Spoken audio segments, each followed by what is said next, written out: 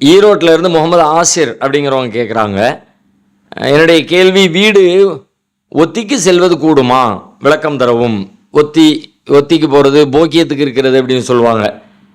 வாடகை இல்லாமல் ஒரு தொகையை முதல்ல ஆரம்பத்தில் மொத்தமாக கொடுத்துட்டு ஒரு 2 வருஷம் 3 வருஷம் 5 வருஷம் ஏதோ ஒரு அக்ரிமெண்ட் போடுவாங்க. அந்த அக்ரிமெண்ட் முடிக்கிற பொழுது அந்த வீட்டின் உரிமையாளர் பணத்தை திரும்ப கொடுத்துருவார். அவங்க கொடுத்த பணத்தை வாங்கிக்கிட்டு இந்த வீட்டை காலி பண்ணி கொடுத்துட்டு வந்துடுவாங்க. இதை நாம் போக்கியம் ஒத்தி அப்படிங்கிற பேரில் எல்லா பகுதியிலையும் நடைமுறையில் இருக்குது. மார்க் அடிப்படையில் இது கூடுமா அப்படின்னு சொல்லி கேட்குறாங்க.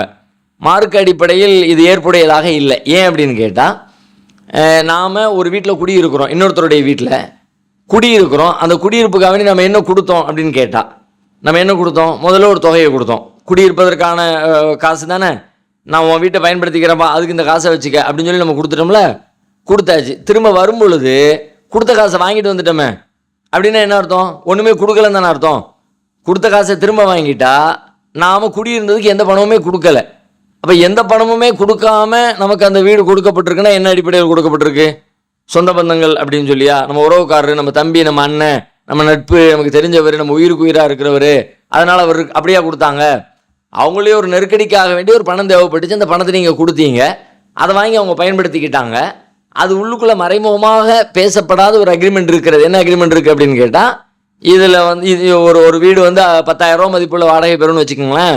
10,000 ரூபா அந்த வீட்டுக்கு வாடகை வாங்கப்படும். அதுக்கு தகுந்த அளவுக்கு அந்த ஏரியாவில் அது ஒரு பெரிய வீடாக இருக்குது, இந்த ஏரியாவில் இவ்வளோ தான் இந்த வீட்டுக்கு மதிப்பிடப்படுகிறது அப்படின்னு சொல்லி சொன்னால், அவர் ஒத்திக்கு கொடுக்குற அந்த தொகையும் மாதம் ஏறத்தாழ ஒரு 10,000 வருகிற வகையில் வட்டியாக கணக்கு பண்ணி பார்த்தா, ஒரு பேங்க் வட்டி, பொதுவாக நடைமுறையில் இருக்கிற வட்டி அப்படின்னு ஒரு 7%, 5% அப்படின்னு கால்குலேட் பண்ணி பார்த்தா, மாதத்துக்கு ஒரு 10,000 ரூபா வருகிற மாதிரியான அளவில் தான் அவர் அந்த பணத்தை நிர்ணயிக்கிறார்.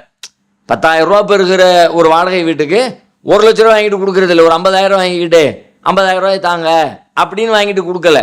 அவர் எவ்வளோ வாங்குறாரு, அதுக்கு தகுந்த மாதிரி ஒரு 15 லட்சம் கொடுங்க, ஒரு 10 லட்சம் கொடுங்க. அப்போ நம்ம வட்டியை கால்குலேட் பண்ணி பார்த்தோம்னா மாதத்துக்கு அது ஒரு 8,000 ரூபா 10,000 ரூபா வட்டி வருது.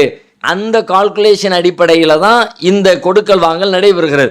நேரடியாக இது வட்டி என்று கொடுத்து பெறாவிட்டாலும் கூட மறைமுகமாக இதற்குள்ள வட்டி இருக்கிறது என்கிற அம்சம் இருப்பதாகத்தான் பெரும்பாலான அறிஞர்கள் கருதுகிறாங்க. நமக்கும் அந்த கருத்தில் உடன்பாடு இருக்கிறது.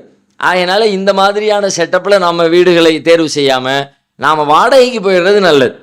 நம்ம என்ன பார்க்குறோம், நம்ம பணம் நம்ம கைக்கு வந்துடுதேன்னு பார்க்குறோம். ஆனால் அது உள்ளுக்குள்ளே மார்க்கம் தடுத்த ஒரு அம்சம் இருக்கிறது என்கிற காரணத்தினால நாம் அதிலிருந்து விலகிக் கொள்வது தான் சரியான வழிமுறையாக இருக்க முடியும்.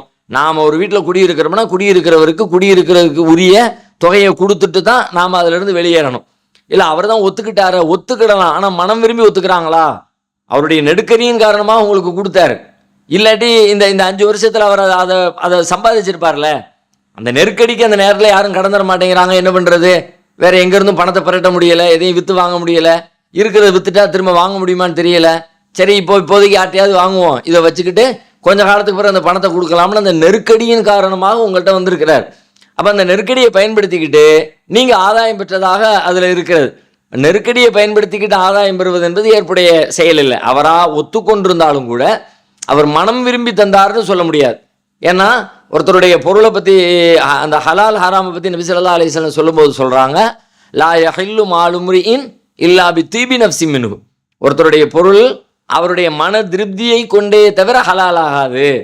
அவர் திருப்தியாக தந்தார் என்பதற்காக வேண்டி ஒத்துக்கிட்டார்னு அர்த்தம் இல்லை. அந்த இடத்துல நம்ம இருந்து பார்த்தா நமக்கு அந்த மன வழி அளவு தெரியும். நம்ம விரும்பி தர்றோமா விரும்பாம தர்றோமான்னு தெரியும். ஏன் தர்றோம்? நெருக்கடி, வேற என்ன பண்றது அப்படிங்கிற கட்டாயம். ஒரு லஞ்சம் கொடுக்குறாங்க, மனம் விரியா கொடுக்குறாங்க. லஞ்சத்தை மனம் விரும்பி கொடுக்கலையே, வேற வழி இல்லை, கொடுக்கலாட்டி நமக்கு இந்த வேலை ஆகாது, அப்படி கொடுக்குறாங்கல்ல. அப்போ நம்ம அவராக அவர் தானே தந்தாரு என்பதற்காக வேண்டி அது சரி காண முடியுமா? அவரே தந்தாலும் அவரே ஒத்துக்கிட்டு தந்தாலும் அவர் மனம் விரும்பி தரல, மனம் ஒத்து தரல. கிட்டத்தட்ட இந்த போகியத்தில் இருக்கிறதும் இதுவும் அதுக்கு நெருக்கமாக ஒத்து போவதை நம்மளால் பார்க்க முடிகிறது.